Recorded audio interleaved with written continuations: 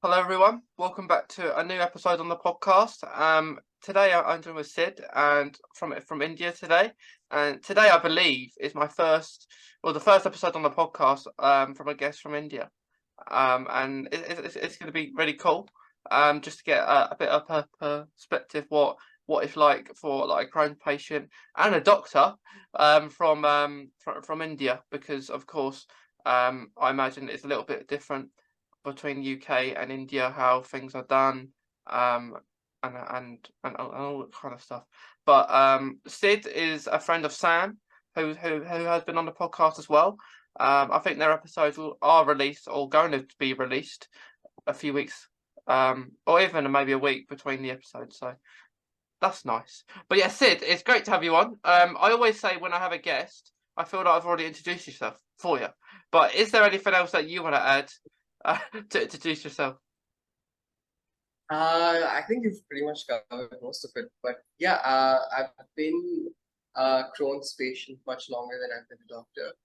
And more importantly, it's a huge privilege to be on your podcast, Mason. I'm really happy, and I always enjoy talking about Crohn's and spreading awareness. I believe, like we spoke earlier, to spread awareness, to reduce the taboo when it comes to most of these diseases. And another thing is, since Crohn's is related to the gut, a lot of people feel very insecure talking about their stool cycles and their anal around surrounding issues because they think it might be icky or the people might not understand why we're talking about poop all the time. But I think it's really important we speak about this because the more awareness we raise, the more people are not suffering through what we had to go through. There's not going to be a lot of doctor misconduct, and definitely they can approach us faster to get treated better. So we'll be helping a lot of people out, and I'm very proud to be part of this. Yeah, So yeah, thank you for having me here today. yeah. Thank you for wanting to come on. Um, so I think you wanted to talk about like your Crohn's like first, and then we can get Yeah, into the other stuff a little bit later. So when was you yeah. diagnosed with Crohn's? So I started having early complications sometime around 2010 when I was in sixth grade. I remember I started to lose weight and started having infrequent stools. I had painful stools. I had a lot of diarrhea, and I was wondering. I was completely normal my entire life. I was barely going to any doctors. I was a very fit and athletic kid. I was playing a lot of tennis, and suddenly I started feeling so tired. The fatigue was just terrible, and having all of the extra intestinal symptoms at that point, where I'd have a lot of eye manifestations where I'd have dry eyes and itchy eyes. And I was wondering, like, what's happening to me? This is so weird. None of the people around me have gone through this. And my family members had no clue because, relatively speaking, my family was pretty healthy. We didn't have any sort of disposition that we knew at that point with cancers or diabetes. It was mostly lifestyle linked health issues that came off when we were around 50s or 60s with my grandfather. So seeing me going through all of that was a huge head scratcher. And the worst part was we didn't even know where to go. Like, which doctor do we approach? Where are my symptoms stemming from? So I had given a lot of blood tests, like we were speaking before, and it was not fun being a sixth grader having huge syringes being poked in your left, right, and center. And I had gone through multiple investigations, whether it was blood tests, chest X-rays, abdominal CT scans, a lot of proctoscopy, and yeah, I just felt like a experimental case where people were just probing, poking, pricking me as much as they could, and there was no indication of any clear lines of diagnosis. We were just running around like a headless chicken, and it also took a little mental health issue also because nobody wants to go through all of this, especially at that point. Not to my disregarding my friends' lack of understanding, but yeah, they would always sort of, we were immature. They didn't understand the severity of what they were saying, and So I had some of my friends say, "Oh, Sidhu's always sick. He's always having this issue, that issue." So nobody wants to hear that. No child wants to hear his peers say that, yeah, he's always sick. It's not like I want to be sick. It's something that's happening beyond my control. And relative to them, I had a pretty good like dietary pattern. I was working out. I was really fit. Suddenly going through this array of symptoms and manifestations really threw me at. And the worst part was I'm a glutton, I must admit. I love to eat. I'm very curious. I like to try different cuisines. And that was taken away from me immediately. I couldn't eat anything. Regardless of what I ate, I was having continuous diarrhea, severe abdominal pain. I had to rush to the restroom. So it was horrible. So eventually, with my gastroenterologist, so one big um, plus point that I have is we are from the diagnostic field in India. So the place where my dad works, we established a chain of diagnostic centers with a lot of laboratory blood tests and imaging, including CT, MRI. So I always had doctors at my disposition, people who have worked with us for a long time. So where a lot of people struggle to even meet doctors and get these tests done because they are expensive. If you do a fecal calprotectin test in India, it's around 6,000 rupees, which is something around, I mean, 30 pounds, 40 pounds, which relatively is okay. But if you look for the majority of Indian population, it's not something that everybody just has. India has like an 80-20 rule where 20% of the population is stupid rich, insanely rich. They are, I would say, some of the richest people in the world. But then the 80% of them are distributed into like uh, upper class, then upper middle class, lower class. So it's difficult for everybody to have this sort of luxury that I had. So I'm very happy in that aspect. So my doctor picked up, okay, since India has a lot of tuberculosis issues, we are endemic to tuberculosis. Intestinal tuberculosis also manifests like this. And I'm sure, I don't know whether it's similar in the UK, but most of the people who I've spoken to in India who've been diagnosed with Crohn's or ulcerative colitis have had a course of intestinal TB done. They've had anti-tuberculosis therapy for 6 months. That's just the protocol here. So I had given my colonoscopy when I was in sixth or seventh, and it came positive for intestinal TB. So I had undergone 6 months of anti-tuberculosis therapy. After that, I still wasn't feeling well. I probably had intestinal TB as a co-infection, but the main issue of my Crohn's wasn't addressed. So I had relatively had a small relapse because at least the TB aspect sort of calmed down, but the Crohn's was still lingering around. And when I was in 8th grade, I had a very horrible flare, and that was the first time I developed a fistula. So that is when things sort of went beyond my control. And it was at that point I was on oral mesalamines and corticosteroids, and I had to undergo fistulectomy done. And the worst part, this is when medical negligence and lack of understanding comes, because at that period of time, Crohn's was very, very rare. Like maybe 1 in 10,000 or 1 in 100,000 people would have Crohn's. So it's a very rare thing in India, mostly because a lot of these cases were misdiagnosed. They were misdiagnosed as some other disease like intestinal TB, some sort of diarrheal disease, or IBS. So a lot of us, even though we had gone to a doctor early, we never were treated for Crohn's, we were treated for other things. So Crohn's was just continuing to do its clinical course and started go haywire, where a lot of us developed all of these extraintestinal manifestations, perineal disease, perineal abscesses, fistulas, fissures. And the worst part is, once you develop a perineal abscess, you can't treat it medically. You have to get it surgically drained. And surgeries around the anal region hurt a lot, because every time you cough, you poo, you sneeze, the anal sphincter contracts, and that just hurts. It's like somebody is just taking a knife and stabbing you. Horrible pain.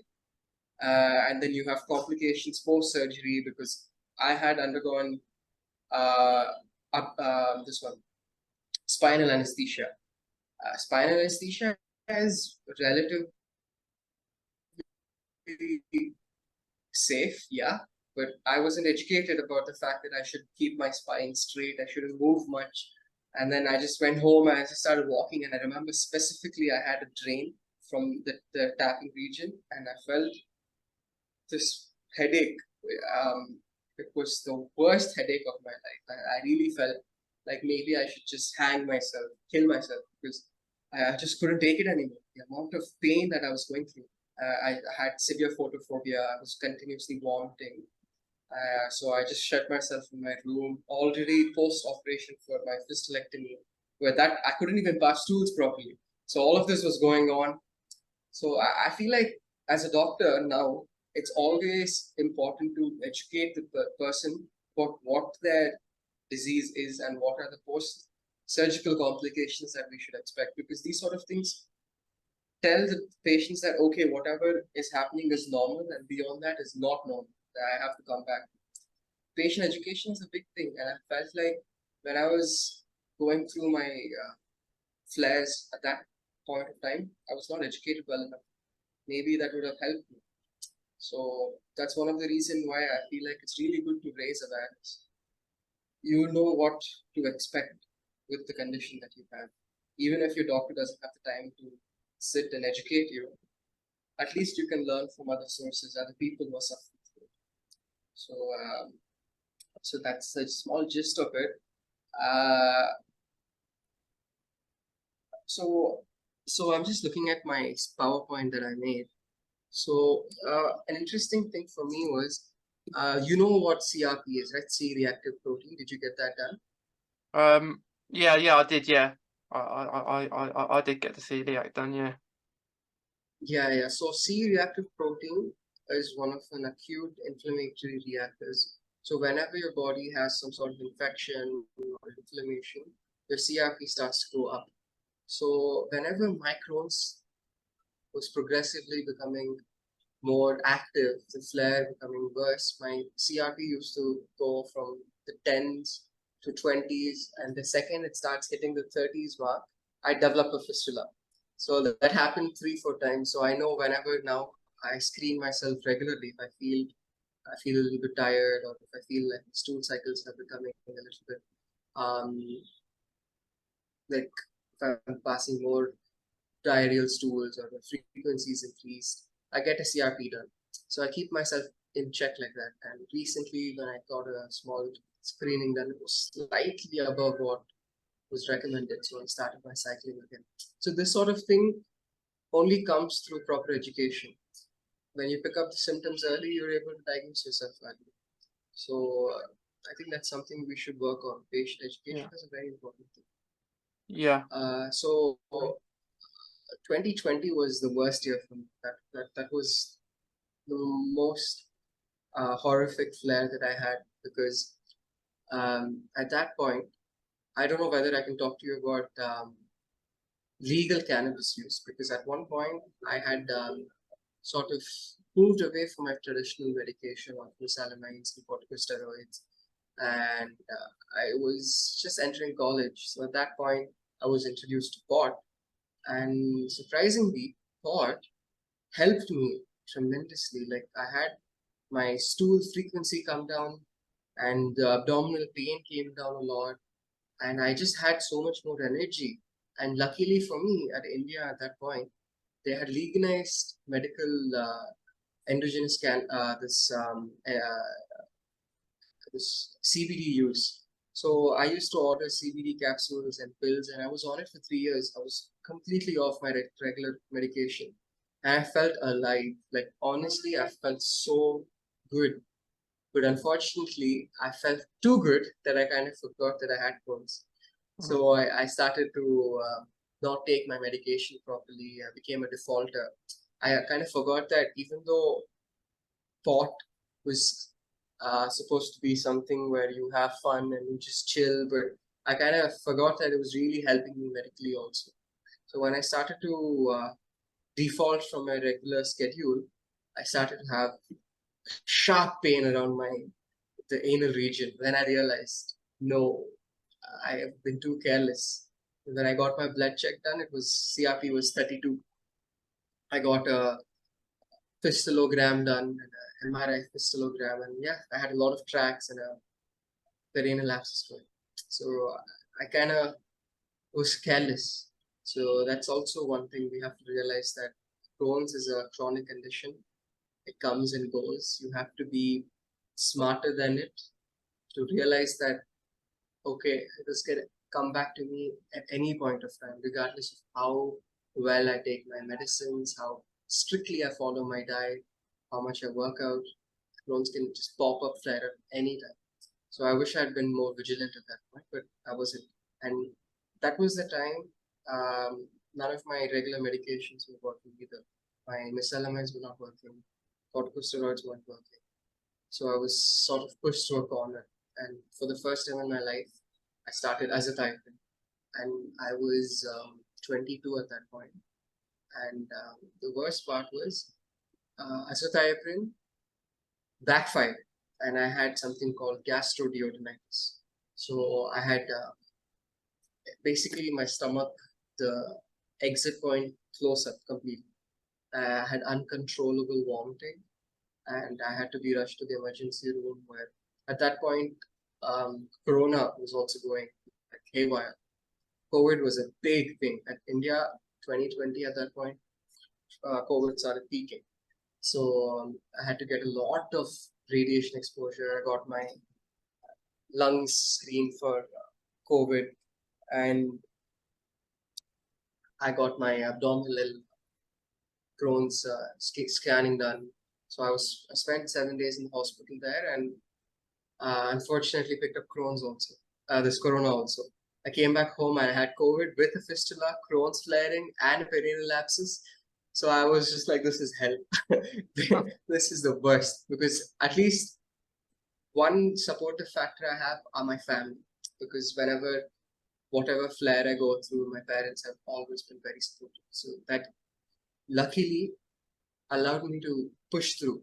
I can say I'm one of the few people who have Crohn's that don't have a severe mental like health issue. Because a lot of people who have Crohn's have depression, anxiety disorders. They feel like nobody is listening to them and nobody understands them. But luckily for me, that I've always had supportive family and friends. Afterwards, after they realized that, okay, Siddharth has something, so that's always been good. But at that point of time, I was secluded because of COVID. So we didn't even have proper quarantine precautions at that point. I was basically locked in a room for a month with my Crohn's flaring horribly also, and Corona just whooping my ass. I had no stamina, couldn't breathe properly. So that was a horrible time.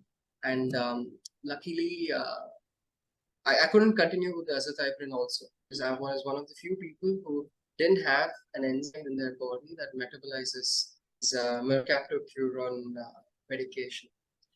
You might be some of the people who have the enzyme. So I didn't have it, and it backfired, and the toxicity built up, and I went into that gastroduodenitis. After that, when my COVID, and I was still flaring. From 32 CRP, I came around 12 to 15. In the diagnostic center that I get my blood test done, the range should be below 6. So I was still double the normal.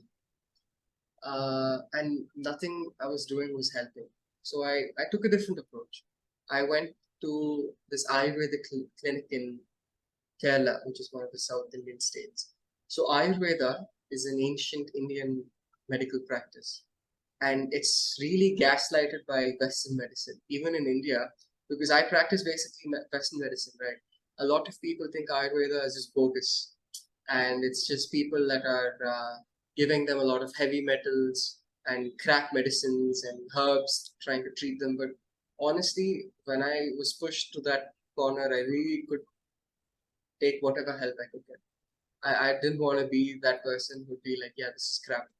I went in with an open mind, and honestly, what they practiced was really beautiful, because what I realized in our Western medicine is that we only treat the symptoms. We don't treat the fundamental issue.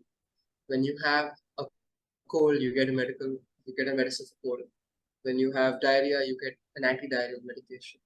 But their approach was completely different. They kind of went to the root of the issue, where it's not only that we just give you these medicines, but you have to change your entire lifestyle. You have to have proper dietary modifications. And it was very interesting, and it did help me, because at that point, I don't think I'd passed normal stools in like a year and a half. But after following their regimen, I was able to pass stools regularly, properly, 4 days or 5 days into the therapy. But the only issue is it's a very difficult one. Like, the diet that they give you, you really require a lot of mental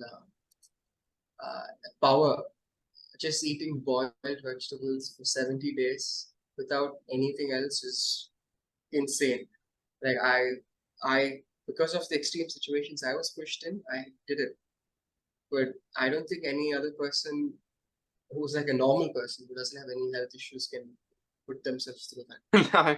70 days, just it was just crazy. I would start dreaming about food. I'd wake up with saliva just dribbling down my pillow. It was crazy. Yeah. Because, and the worst part is I love to eat. I love to experience new foods. I'll try anything. I'm not the guy who'll look at a culture's food and be like, that's disgusting. Why is it? That's not. You find it disgusting because maybe you don't eat it, but that might be the staple food for generations. So who are you to judge? And I love to try. Do you have any favorite food that you like? Yeah.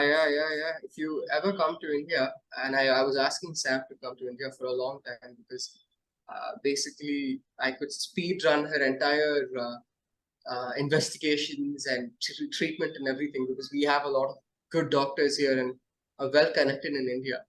But I would say, yeah, dude, I think you might have had biryani, right? People from UK love Indian food. Yeah. Have you ever had biryani? I haven't had Indian food. I've had like it's naan bread. Like is that Indian? Yeah. Yeah, I've had that. Yeah. I've had that. I have enjoyed that. Yeah. Yeah.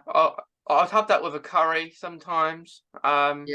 Yeah, I do like a curry. Trust me, man. Indian food is much more than naan bread and curry. Like, it's honestly, many Indians also don't venture that deep, because India is, each state is like a different country. They have their own culture, they have their own food, they have their own language. India has, I think, around 250 languages in total, and I would say like something around 22 registered languages. And English is something that binds all of us, because that's one of the only ways we can all speak to each other. Hindi also is good, but there's a lot of political disturbances with that aspect. But if you ever come to India, I will be your guide, buddy. I will take you around the culinary journey. Yeah, show me all I do that a lot, actually. Yeah. Trust me.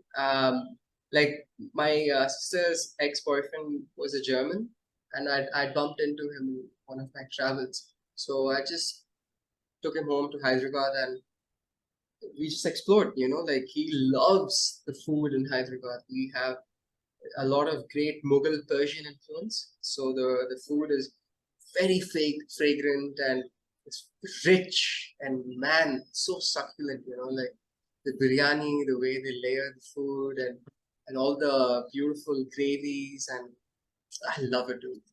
And yeah, I'll cook maybe when I come to the UK. Maybe I'll cook something for you. If you can give me a kitchen, I'll come and I'll make something for you. Yeah, you have to like make some an Indian special or something. Yeah. I'll make you some of the staple food that we eat here, and some of the stuff that we sort of indulge in. Yeah. Do that. Yeah. So yeah, so getting back to it, once I completed my Ayurvedic protocol, I did feel good. I lost around 16 or 17 kgs. I felt really good. Like I had a lot of energy, but I don't think I could practically go on eating just boiled vegetables for the rest of my life. Uh, I spoke to my treating doctor, and at that point, I'd already gotten 70 days into my treatment, and he asked me to do another 70 days. And I just told him, dude, it's COVID already. Everybody's stuck in their house. Eating this food makes me feel like I'm a freaking prisoner, stuck in like a jail cell. I'm just being tortured. I can't continue like this. Yeah. I'm sorry, but maybe I'll do this when I'm in a better mental state in life, because I know for a fact that yes, this is working. I cannot deny that. My CRT has come down significantly. My stools have become much more regular, much more well formed.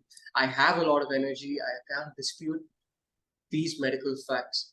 But when it comes to my mental health, I'm sorry, but I'm being screwed heavily. I can't.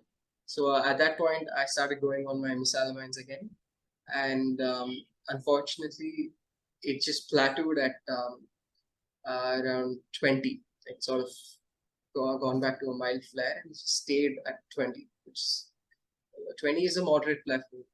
So at that point, when I went back to my gastro, he suggested, Sidhu, why don't you try this drug? We're doing a clinical trial comparing two medications. One is two monoclonal antibodies. Have you ever undergone monoclonal antibody therapy?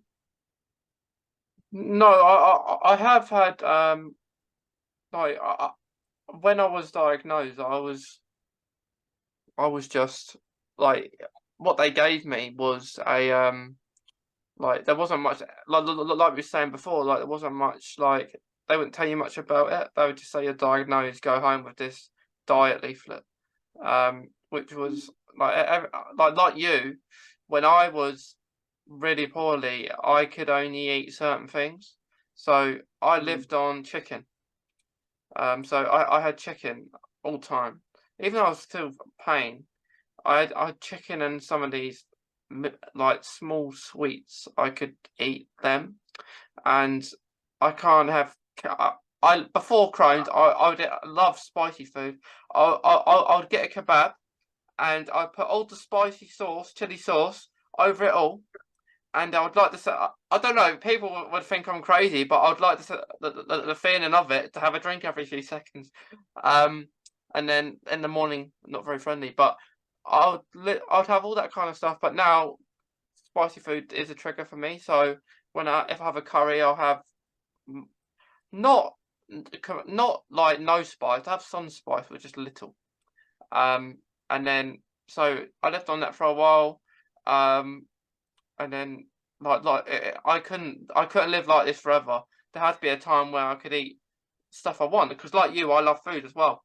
Um, I'll go out and I wanna like now in my life I like try and do things and um it's annoying that food is an impact, but really I always talk about it like this. I say it a lot, but within food, that's one aspect of the Crohn's and the IBD. That's one aspect. Like if we talk as a lesson, because you're a doctor, so what would be a good way to explain it would be food is one small, tiny aspect of Crohn's, and toilet is another aspect. But Very true. these two aspects is the stigma. That is the stigma that everyone who don't have it thinks. They think you either go to the toilet or Mm. it impacts your food. But I'll say they're not wrong. They're right. They're right. But that's the stigma because Mm. that's the only two things people notice. Because Mm. what like we say is a gut. In our gut. There's so many other Mm. things that people won't notice, Of course. like fatigue, Yeah. eyesight, Yeah. movement. you can get other things like you said, like other things on top of the Crohn's. You can get multiple other things. So that's like the Yeah, lesson. yeah, That's like the lesson of Crohn's. That's like maths. You got algebra. You got so many different things. It's like Crohn's. It's not just one thing. It's a million things, right? yeah, yeah. Yeah. Crohn's, because what happens is, since it's an autoimmune disease, um, most autoimmune diseases have uh, cycle errors throughout the body. So let's say if you have IBD, you'll also have extraintestinal manifestations such as having eye issues, you have your sclera becoming inflamed, you get dry, itchy eyes, you get a lot of mouth ulcers, you get nodules on your skin and palm, and you get itching. You can also get hepatitis, autoimmune hepatitis. You can get primary sclerosing cholangitis that if you don't treat properly can lead to cirrhosis and then cancers. And let's not forget the main fact that Crohn's and ulcerative colitis itself is a risk factor for colorectal cancers, since you have increased intestinal cell turnovers that can cause mutations that can trigger some sort of cancer pathway. And again, you can have this interstitial lung disease, joint pains, muscle pains, tiredness, anemia. It just goes on because the genes which are responsible for IBD aren't only specific to IBD. They are correlate to, they bleed into the other organs also. I got my genetic testing done. So in my own gene report, it showed that since I have Crohn's disease and a lot of my alleles, the traits in my DNA had around, I think the total alleles they stood for were 15. Out of the 15, I had 13 of them. So I had a lot of factors pointing me towards Crohn's. But along with that, I had increased chances for ankylosing spondylitis. I had increased chances for psoriasis and rheumatoid arthritis. So it's a whole like spectrum of issues that you have. It doesn't just limit itself just to the gut. And like you said, unfortunately, people don't realize that. They just think it's something where you poop a lot and something where you can't eat this. And one of the things that is a pet peeve of mine is where people compare their IBS to my IBD. Yeah. So, and as a doctor, I have to be impartial, but I Yeah. also understand that they don't know the severity of how bad IBD actually is. Yeah. Uh, It's hard. and It's hard, isn't it? it is very, very difficult. It's hard because Uh, IBS, you can't. It's to say if you get a patient with IBS, like come to see you and they don't know you have IBD, and you tell them you got IBD, you know, and they're like, it's similar. Then I've had it. People say it to me, like people have been like, I remember at school when like they make milkshakes and they were saying like, this will be good for your IBS, Mason, wouldn't it? I said, no, the opposite. It'd be the most terrible thing to have a milkshake.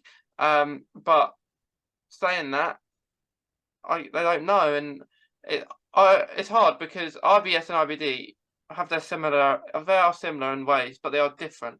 So what I understand is IBD are more of a like, lot of it is more surgery really, and with IBS you can you don't it's not as common for that aspect of things. But yeah, it is very hard, and you'll probably you might hear more people have IBS or more people have IBD.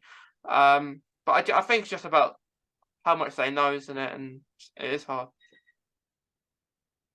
yeah, mainly because IBS is a functional issue. When you do colonoscopies and do a lot of screening and even blood tests. The thing is, blood tests, yeah, people who have a lot of restrictions in their diet definitely do reflect that in the blood test. Let's say you have iron deficiencies or folate deficiencies. But comparing the amount of people that suffer through the same IBD is significantly high because the entire intestinal mucosa is completely wrecked. It's ulcerations throughout, and depending on which area of your gut is affected, because Crohn's can have multiple um, areas affected simultaneously. You can have small gut, you can have ileal, you can have. I had entirely through my life, I had um, ileocecal Crohn's. So it was restricted to my end of my small intestines and the beginning of my large intestines. The ileocecal valve. That area, the ileum, is the one where most of the vitamin B12 absorption takes place, and a lot of nutrition also. When your ileum itself is so ulcerated and screwed up, not a lot of absorption takes place. So it also affects your growth spurt. Especially, I was growing really well. I was growing year after year. I had a good growth spurt, but when I diagnosed with Crohn's, it just got wrecked. Yeah, that's Kind of interesting actually. slowed down. That's really interesting because when I was told I was going to be much taller than I am, and then since Crohn's, I haven't got any taller. So, Yeah, it can happen. The pathways of absorption itself is screwed up. If the nutrition itself is not being absorbed, so it's not going to happen. So I had to go through that, and along with that, because it penetrates through all the layers of your intestines, you have a lot of these surgical complications and anorectal complications. At least is operatable through subcutaneous tissue. Maybe if it's very horrible, through the muscle, but still in the lithotomy position, you can go through it. But imagine you have also fistulas forming inside your abdomen. It can be enteroenteric through one intestine to another. It can be vaginal, where for women, a lot of the rectum gets connected to their vagina. So they have a lot of stools and flatus passing through their vagina. It can enter the scrotum. It can go anywhere. And these are serious things, because if any part of the tract sort of leaks, you can have peritonitis and die. Crohn's death is a very slow, horrifying one because you just keep developing all of these complications, and it's not fun. I'm not downplaying people who have IBS 100%. Each has their own struggles. But when you just simplify it to a point where it's like, yeah, I have IBS, it's not the same. We need a lot of very aggressive treatments and a lot of surgical follow-ups. And all of these immunomodulators have put us through a lot of opportunistic bacteria, opportunistic infections. You know what you're going through right now, you're taking azathioprine. Azathioprine is an immunomodulator, you're immunosuppressed. You can't get a tattoo if you want. You have a higher chance of getting skin infections, then that can screw up really bad also. that's it. Yeah, because I had to take a certain sun cream in the sun as well. Yeah, 100%, dude. We're also more prone to the bloody thing. These immunomodulators have so many horrible side effects too. It's it's like we're nuking everything. Since our WBCs are producing these interleukins that are causing haywire to our gut, the only other way is to produce less of the WBCs. So it's like, it's difficult. It's hard. Sometimes I get irritated. Sometimes I get a little bit irritated, but it's okay. To each their own. Yeah. As long as you understand that, we're suffering together, that's fine. Yeah. There's so many different forms as well of Crohn. They have all these different names. So it's not everyone's in the same boat that has Crohn's. Like some people have different versions. So it's like mine, I've got a little bit of Crohn's and colitis. So I've got something called patchy pans. So they say when I diagnosed, it's one of the worst form of Crohn's that I can have. But really, I've done all right so far. Like I diagnosed in 2017, and that's a little while ago now. But to now in 2023. But I've never had a surgery with my Crohn's. I've had colonoscopy and a sigmoidoscopy. That's the two I've had, and I've never had surgery. I've had surgery in my life, but that's not to do with Crohn's. That was to do when I had my tonsils taken out when I was little. But I've, like a lot of people have bags, don't they, in the community, and yeah. And like you mentioned about I think it's CBD earlier as well. A place where I live that actually have one of them, a shop, and apparently it's been there for a year. And I notice it when they have this stall outside, and I go in and I ask them about it because like it's I don't like when there's places out there, you know, people say this kills it, this kills it, but I go to it and it don't cure it. It maybe helps, it helps it, but they had a look at my situation being in that compromise, and they couldn't give it to me because of the medication I'm on, so it would impact the medication I take, the certain so they didn't want it. I don't, because I said I want them to check so it don't clash. So unfortunately I can't have any. But Which medication was that particularly? like Humira, like just like the Humira, the vitamin D, the diazepam, all the medication I take. Because I've written it down, gave it to them. And they said to me, You are on Humira is a monoclonal antibody, buddy. You're taking monoclonal antibodies. yeah, I take Humira every 2 weeks. A drug called ustekinumab, and ustekinumab is a interleukin 12 and 23 inhibitor, which is very specific for the intestinal mucosa. So I had almost no side effects while taking ustekinumab, and I had beautiful remission.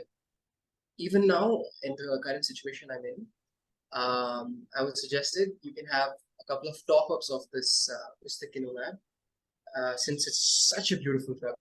So you try talking to them. If I'll text you the drug name and everything. So you try asking them if you can get that, because Humira is good. Yeah, text me and I'll have a look. See in 2002. So 2002 is a long while back, 20 years ago, 21 years ago. Ustekinumab, mirikizumab are newer monoclonal antibodies, and it's really good. Trust me, I tried talking to them about it. It's worked phenomenal for me. Like honestly, I had what you had a year ago, 2 years ago. I had Crohn's colitis. From my ileum, my ulcerations spread throughout my colon. If you'd like, I have a picture of it. It was terrifying. Literally, my entire colonoscopy was just ulcerations. And my ileocecal valve had almost like fat creeping into it. The ulcer was so bad that it almost penetrated completely. It was almost ready to perforate.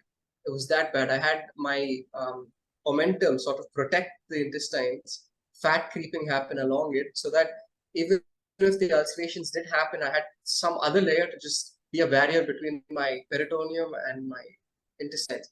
It's horrible. And the entire large intestines was screwed. The only part which was spared was my sigmoid colon. Besides that, everything was gone. But after I got on ustekinumab, almost, I would say, like a 98% remission. Everything gone. My fistulas healed up. This was the first time that I had multiple fistulas that I didn't get an operation done. It really pushed it back. And honestly, I'm so thankful, because those operations are the worst to it. And I've seen for the first time the other side of it also. As a doctor, while I was undergoing my clinical rotations, you're posted in all the departments. So while I was posted in the surgery department, I had seen perineal abscess drainage and a fistulectomy also, I believe. And I talk to my patients, and I really know what they go through, because I tell them, dude, I've gone through this also. I understand every single prick and every single probe and cut they're putting through. I have gone through the same. I'll be with you through the entire time. And that sort of mental support itself is so helpful, because otherwise you're so afraid. Surgery is a big thing, you're walking into it, you're being at the mercy of somebody else's skill, and so many things can go wrong. So many things can go wrong. And many times you don't even have a proper interaction with your doctor. They're just sort of a figure that just comes, operates, and disappears. So when it's so detached from what's happening, that sort of mental trauma for the patient itself is pretty screwed up. So when you go to them and then you speak to them with actual empathy, buddy, I've gone through the same thing. It's so, they feel so comfortable. And luckily in that aspect, I feel like being in this profession, I really want to give back and take care of these people. I don't want them to suffer the way I suffered through medical negligence. I want to pick up on small key factors that can help them out. So yeah, it helped me, dude. So you talk to them. It's good it helps you. Stick in your map. It really helped. You talk to them about it. And also, I take my CBD every day also. That keeps me going too. It definitely doesn't worsen my situation. It helps me. So I take my CBD oil and my capsules, and it's good. Doesn't affect me in any other way. I don't feel high or anything like that. Keeps my gut good. Sometimes helps me with my anxieties also. So It's good. It's good. It's been helping you. That is the good thing. Yeah. I've been fortunate enough to have people who have been sort of very open-minded and helpful about it, because especially in India, cannabis got its reputation tarnished after America sort of stigmatized it and vilified it, that yeah, it's like the root of all evil. We were normal with cannabis for generations, man. It was also used in a lot of our ritualistic practices. But once you stigmatize and vilify something, you forget the history behind it. So it took me a lot of courage to talk to my family about it. Luckily, I'm very fortunate to have parents who understand. And at that point, seeing me suffer the way I did, they were like, okay, if this is helping you, go ahead, man. Just get it through legal routes. Get it through proper legal routes so that nobody's going to come and just create a big issue about it. Luckily for me, that also was happening in India. So I'm in a good place. Yeah, it is good you're in a better place than yours. Yeah. So It's not a mental. Yeah. Yeah. No, you go on. Keep going. One thing I have to really stress with any autoimmune disease is stress. Stress plays a huge role. Stress is one of the first most risk factors. When you're already diagnosed with Crohn's, you have to minimize your stress in your life as much as you can. You have to consciously make that effort. If you don't, stress triggers the gut a lot. And I had a bad trigger because I was chronically stressed out for almost a year. And that is what led me to the worst trigger.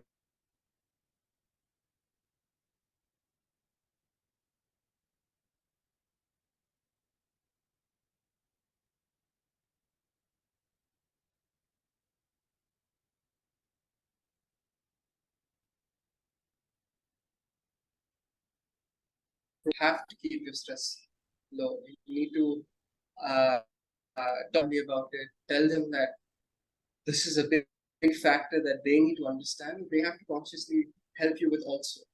So, that's one thing I want them to understand. Stress is a big thing.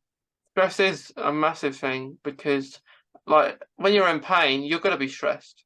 Like, if something goes wrong, you're gonna be stressed. So sometimes we can't help it at certain times, but once we're doing okay, we can try and not be stressed. It's annoying. It's really annoying. That is one of the symptoms of Crohn's, because it's life. You get stressed at some point. Yeah. I see. Stress is inevitable. It's something that we have to face through our lives daily to survive. Stress is something that keeps us going. But stressing out unnecessarily for everything and trying to there are avoidable stresses, right? let's say if you're in a relationship where the person doesn't really understand what you're going through, and if they are not supportive, and that can be a very serious form of stress that will screw you up heavily because your Crohn's is just gonna keep flaring up. It's like throwing petrol to fire. You're not trying to douse it down. It's just exploding. So having a relationship where the partner understands what you're going through is a very big thing, and not a lot of people are fortunate enough to have that. But I hope they do. Unless your partner is understanding what you're going through, your life is going to be a living hell. You don't get the support you deserve, which is going to be screwed up pretty badly. And also, avoidable stresses can be stuff like your work environment. If you're in a job where you're constantly under so much pressure, it's better you figure out to do something else, because that will kill you faster. You can't control this also. Let's say if now I'm at a crossroad of my paths, where if I choose surgery, surgery is something that is very stressful. I'll have on calls, I'll have to be in the hospital 24/7 wherever I have to. And I don't think that's particularly smart when I have this health issue. I have to be picky so that I don't trigger myself to find myself operating on myself. And I don't want to go there. Choose something that I'll have a proper job satisfaction and also will lead me to have a good economic standpoint, and let me live my life. I have that opportunity to choose that right now, so I'm being very smart about it. If I take surgery just because I'm interested in surgery, that's not the only factor that I have to look at. My health is also very, so that's something that we have to consciously work about, because our jobs, our relationships are something that we have to put a lot of effort into so that we don't dig ourselves into an early grave. Yeah, I imagine with you being a doctor, like if something happens to your Crohn's, you'll be more like you'll be around the people who know what they're doing. So Yeah. yeah, I mean, yeah. But I feel like because I've had Crohn's for so long, after a point, I was just educated enough to know what was happening, because I was really curious, even before I got into medicine, that okay, these are the trigger factors, these are all the treatment modalities that I have, these are the things that I should avoid. Curiosity was there, because if I don't educate myself with my own disease, then I'm not doing justice to it.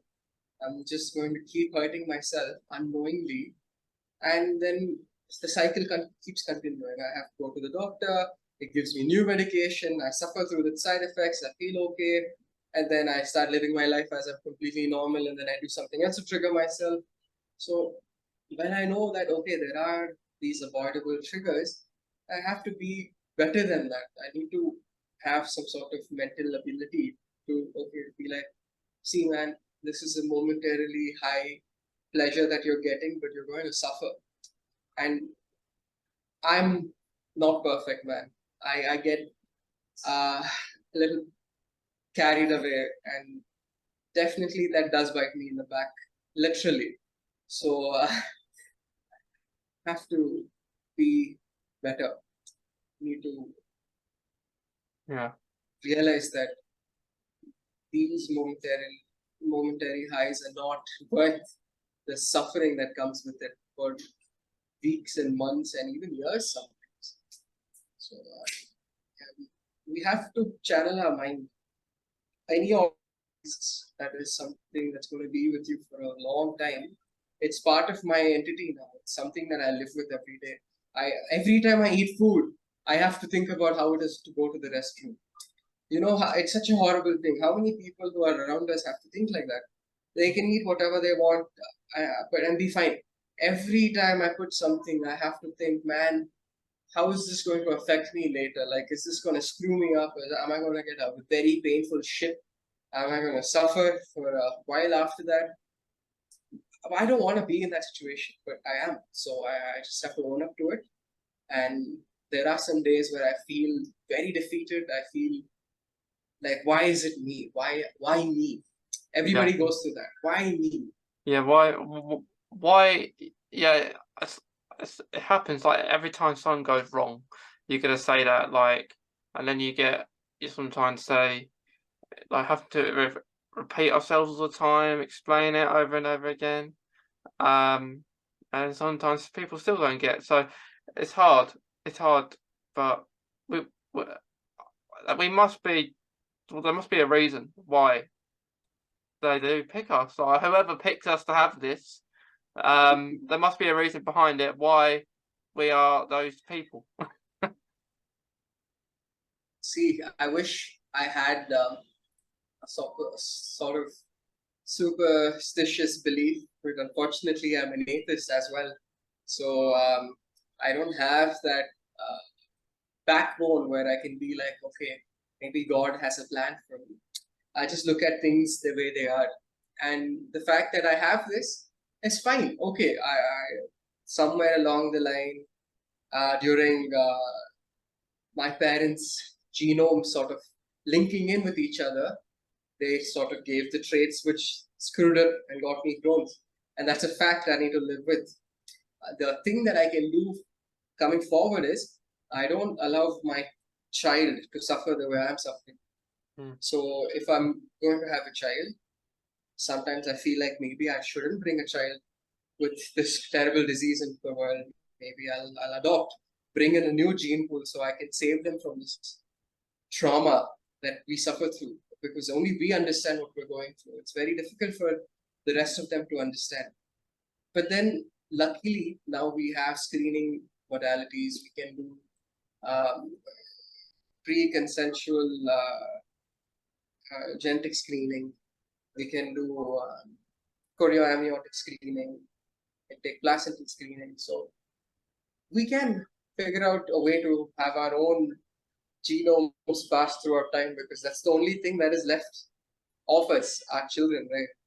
Yeah. So when you're sort of uh, stolen from that birthright, because I don't know, man. Sometimes I really feel that, is it really worth bringing somebody in with all these issues that I have? And we don't know what sort of gene pool my spouse will contribute. So I'll definitely do pre-conception genetic screening.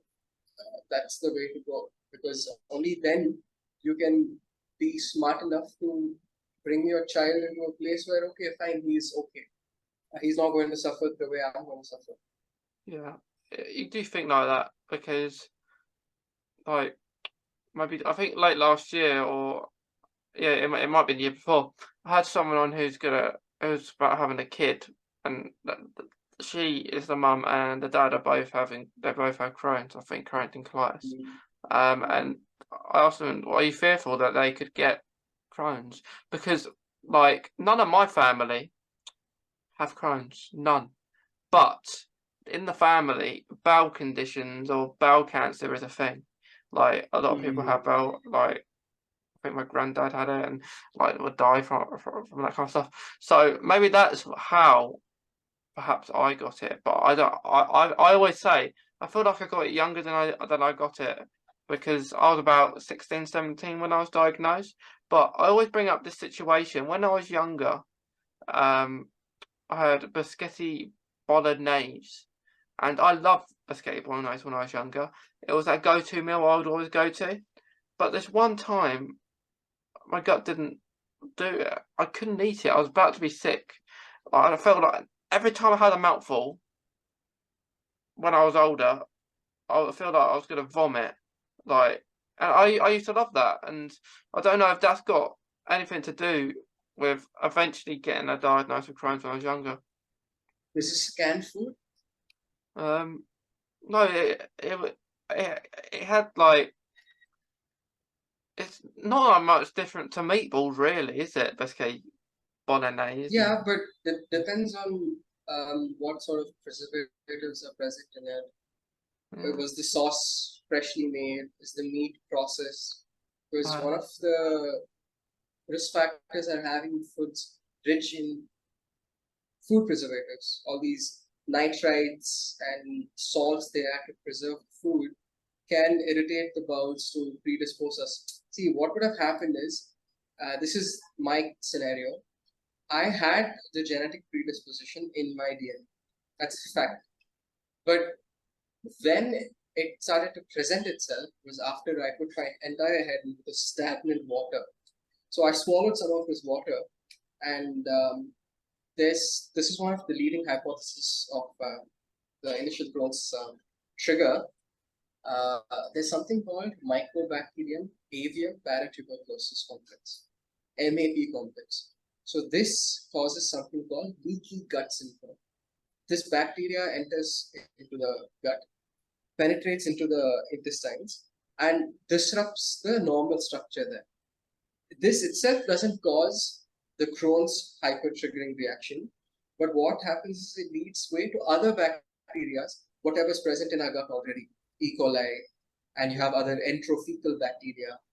Those sort of go into it and just go haywire. What a normal person would have is a small diarrheal episode where they'd have stomach pain, they'd have loose stools, they'd have smelly stools, and for most of them, with or without medicine, within a week, maximum 2 weeks, it's resolved.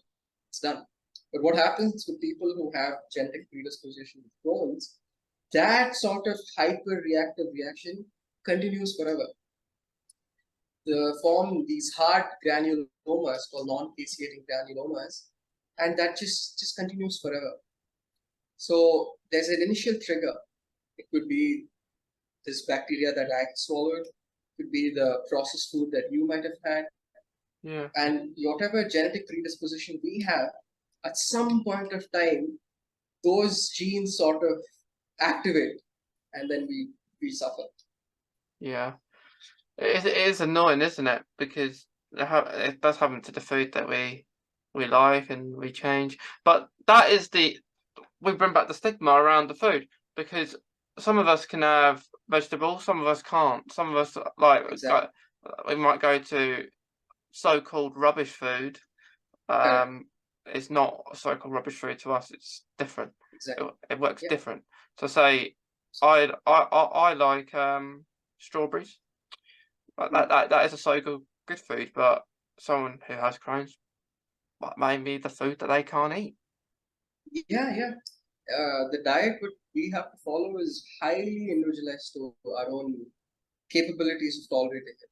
What might be okay for me might not work for you. It's very unique.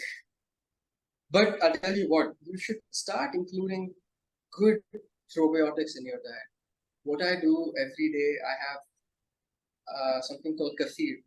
Kefir is a culture of yeast and bacteria. They initially found in Russia or Turkey, I believe.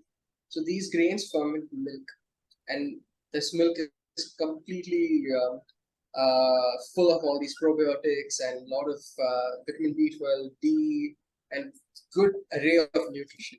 So I have this every day consciously so that I can cycle my gut bacteria into a healthy gut bacteria. There's a huge study which causes there's something called the gut-brain biome. So and probiotics itself is given as pills for a lot of people with Crohn's.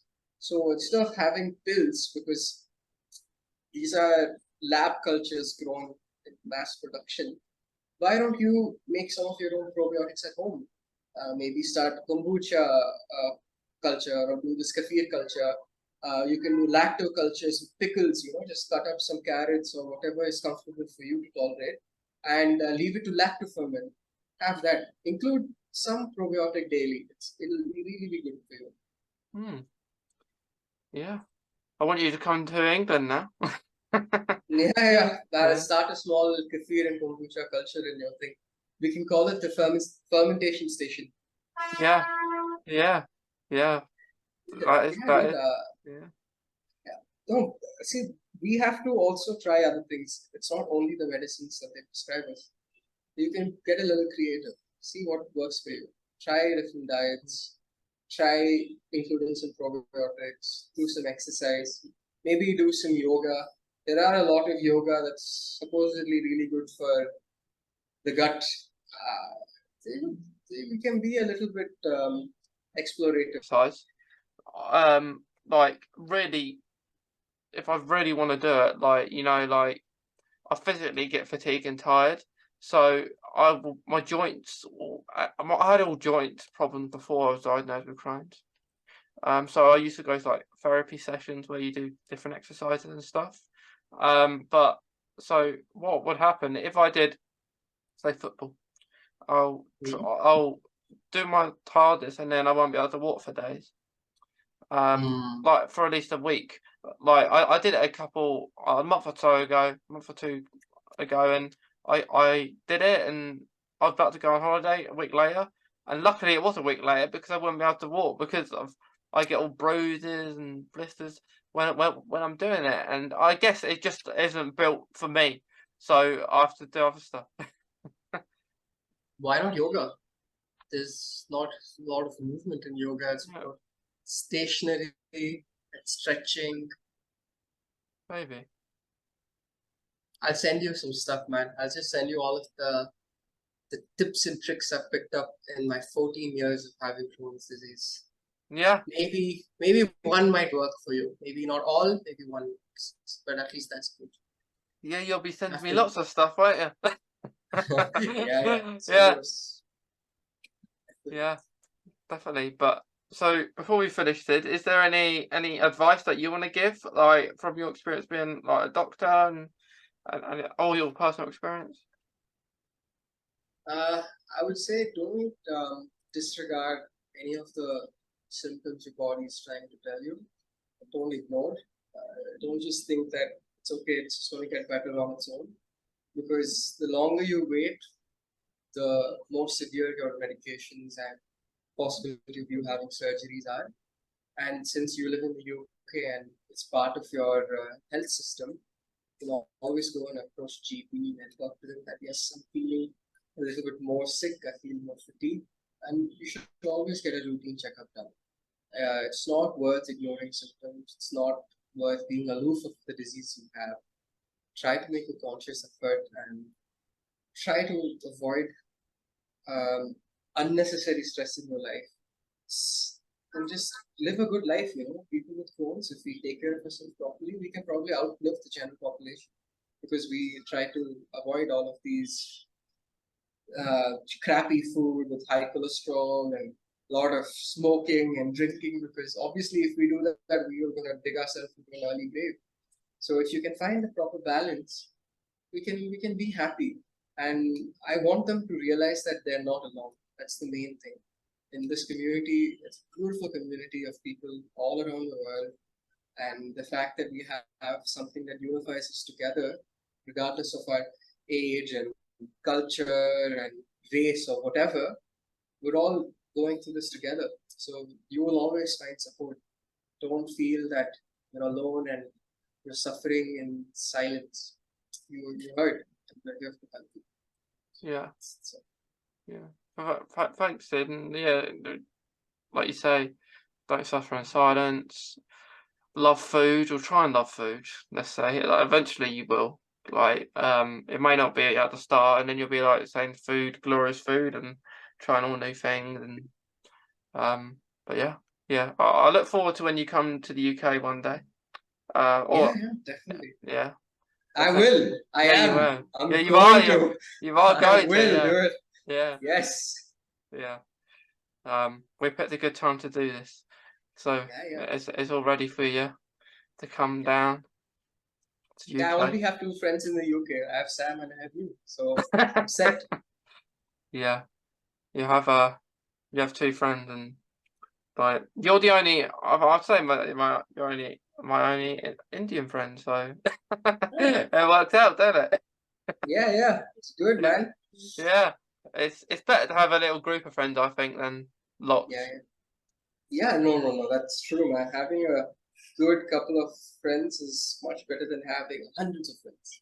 Yeah. Because those guys will be there for you. No, you forget who your friends are if you have too many of them. Yeah, Yeah.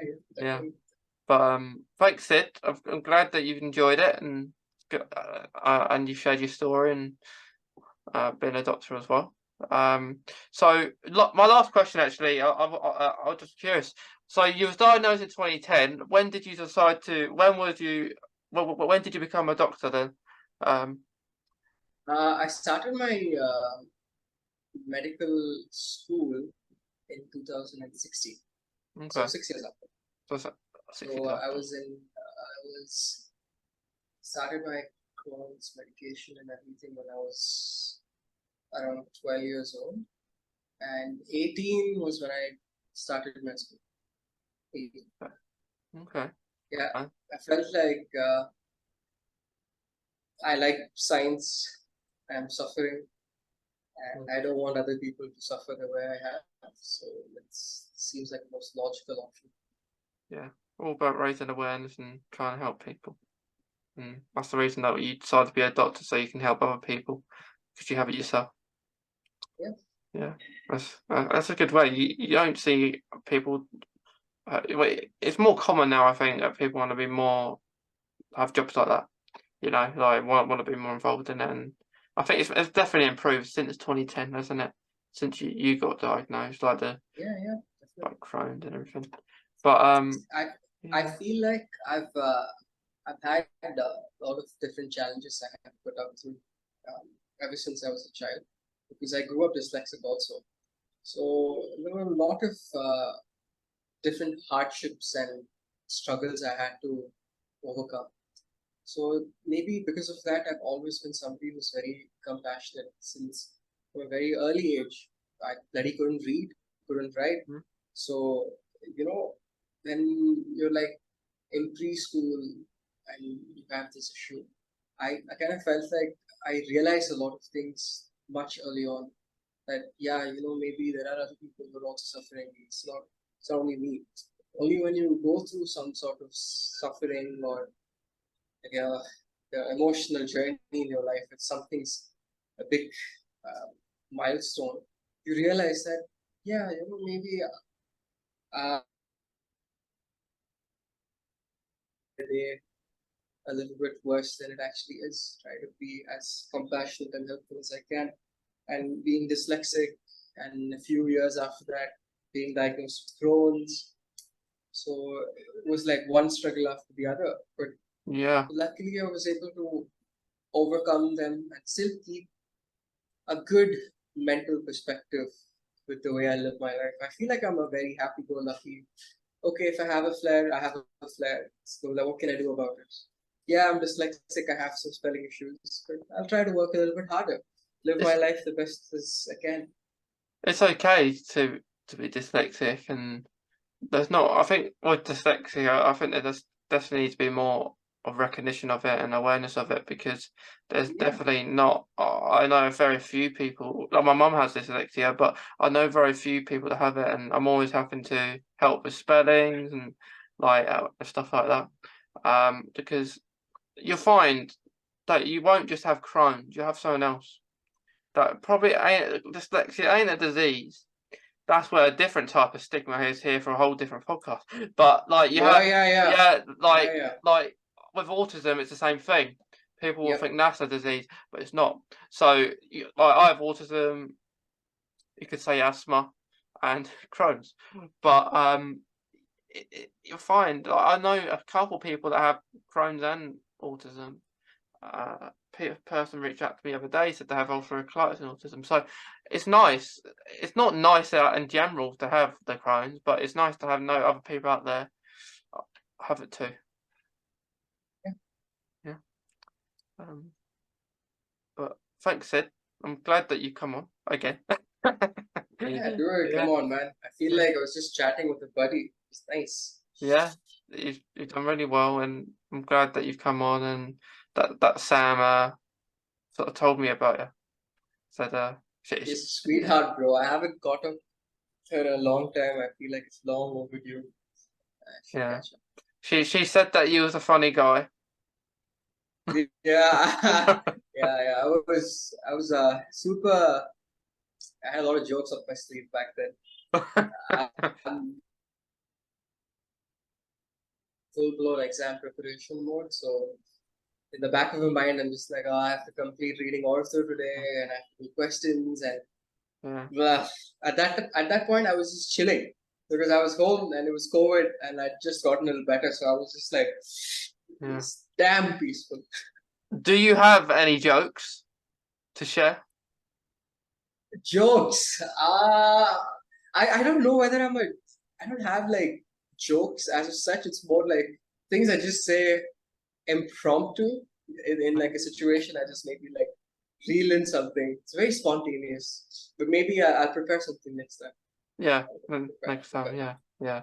But yeah, thanks, Sid. Thanks to anyone seeing it, a lot, watching it, and listening to it. But we've had really good fun, and see you on the next episode of the podcast.